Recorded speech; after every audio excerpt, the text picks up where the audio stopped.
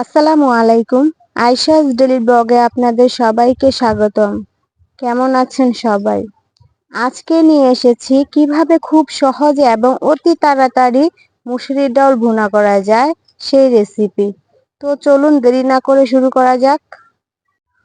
প্রথমে নিয়ে নিচ্ছি আমি মুসুরির ডাল। আমি মুসুরির ডালগুলো ধুয়ে নিয়ে নিয়েছি। তারপর দিয়ে দেব আমি কেটে রাখা পেঁয়াজ, কাঁচামরিচ এবং রসুন কুচি। তারপর দিয়ে দিব হাফ চামচ পরিমাণের হলুদ। তারপর দিয়ে দিলাম হাফ চামচ পরিমাণে ধনিয়া গুঁড়ো। তারপর দিয়ে দিলাম 1 চা চামচ লবণ। তারপর দিয়ে দিলাম 1 চা চামচ আদা রসুন ও জিরা বাটা। পরিমাণ মতো তেল দিয়ে দিলাম।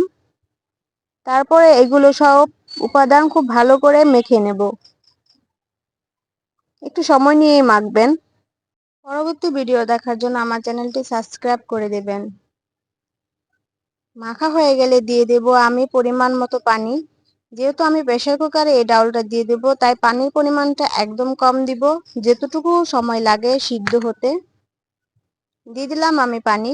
দেখতেই পাচ্ছেন আমি কতটুকু পরিমাণের পানি দিয়ে দিয়েছি। এখন আমি প্রেসার কুকারে সেই ডাউল এবং পানিটা ছেড়ে নেব। প্রেসার কুকারে দিয়ে দেওয়ার পর আমি ঢেকে দেব। ঢেকে দিয়ে চুলার মধ্যে দিয়ে দেব। আমার হাইস্ট গেলে 5 থেকে 6 মিনিট সময় লাগবে এই ডাউলটা হয়ে যেতে।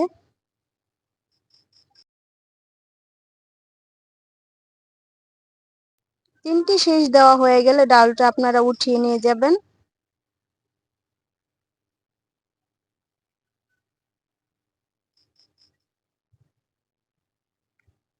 এভাবে 3টি শীষ দিবে। 3টি শীষ দেওয়া শেষ হয়ে গেছে আমার ডাউল রান্না। আমার এই রেসিপিটি ভালো লাগলে অবশ্যই লাইক কমেন্ট করে দিবেন।